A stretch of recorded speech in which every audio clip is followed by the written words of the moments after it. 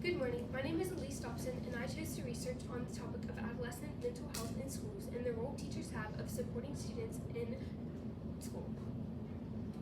My research question says, should schools better inform and educate teachers on the effects of isolation and negative social connections in order to improve students' mental health and physical health? My stimulus that I used was Our Epidemic of Loneliness and Isolation and A Walk to Kobe by Haruki Murakami.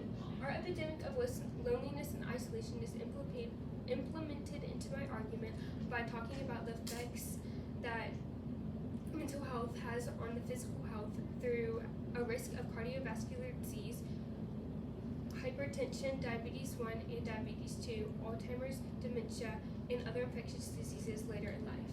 Haruki Murakami's A Walk to Kobe corresponds with the argument as he was walking through the destroyed city after the earthquake, and he was feeling loneliness and isolation. Many students walk through the hallways of school, although they are surrounded by many people and are feeling loneliness. 1 in 6 students in the U.S. aged from 6 to 17 years old are facing mental health disorders. These disorders consist of ADHD, which is attention deficit hyperactivity disorder, eating disorders, thoughts of self-harm, depression, anxiety, and many others. These disorders are impacted by their surroundings, their school environment. Also, the COVID-19 pandemic is a big factor that has increased the decline of student mental health because it caused a lot of separation, and the quarantine really caused the awkwardness whenever the students came back together and they didn't know how to properly socialize with each other. The effects of loneliness has as much as smoking 15 cigarettes a day on the body, which is very important, and this is by Vivek H. Murthy. And that is an important detail as it shows that loneliness is not just some feeling, it actually has many effects on the body and impacts the student in many various ways.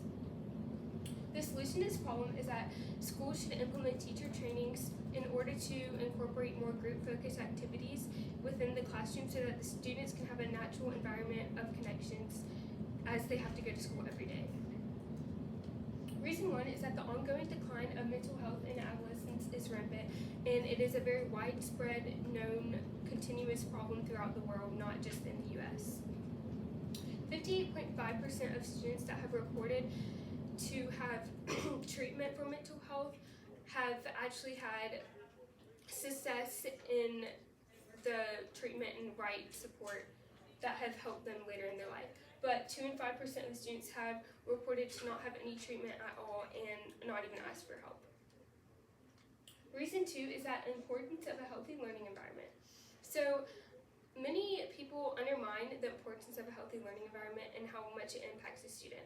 A safe environment within the school is very important as it includes social connections and many other aspects of their life. And so the learning environment, as the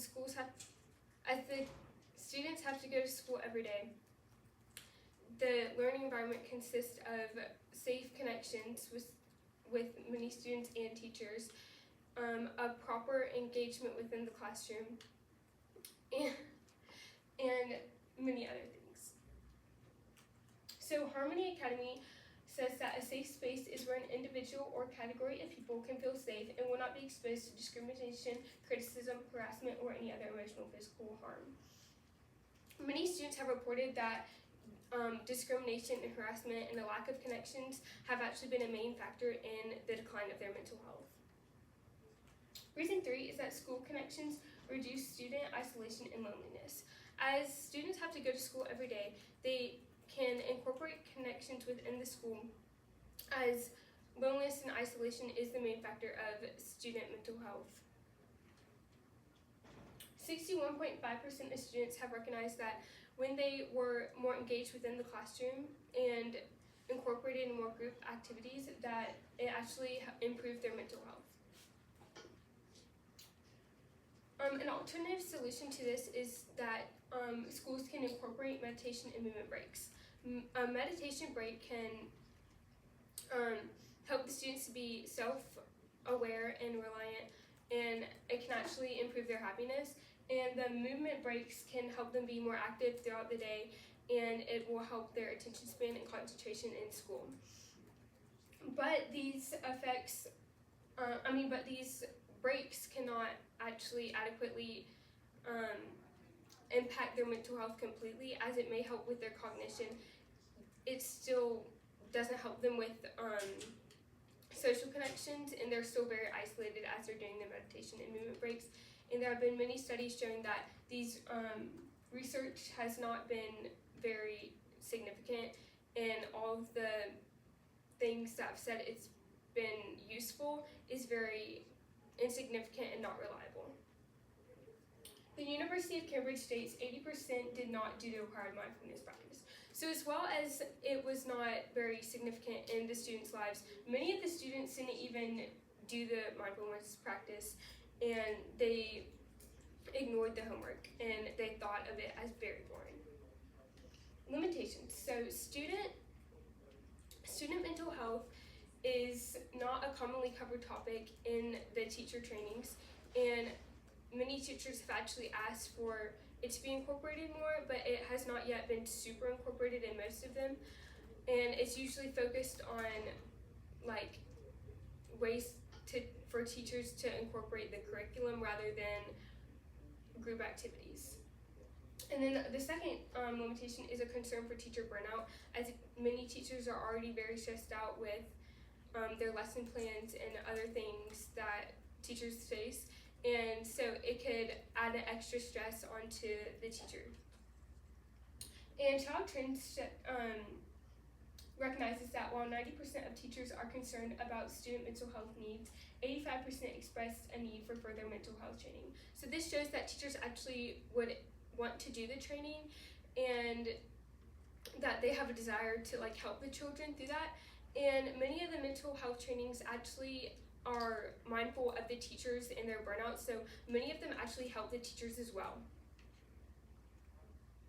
So my conclusion is that while schools cannot completely fix the problem of student mental health in America and surrounding countries, it can have a significant impact upon the adolescents, as they are going to be our future generation and leaders of countries. And this is my work cited. Thank you for listening. Thank you. So a couple of follow-up questions for you. As you were researching this topic, what information did you need that you were not able to find or locate? Were you searching for something that you actually could not find? So yes, ma'am. I was searching for an implementation of this currently, but as I continued to research, I found that it wasn't very common, but many teachers wanted to make it common, but currently it's not very common in many schools. Thank you. And what do you think the implications of the research that you've done are to your environment and your community and your experience?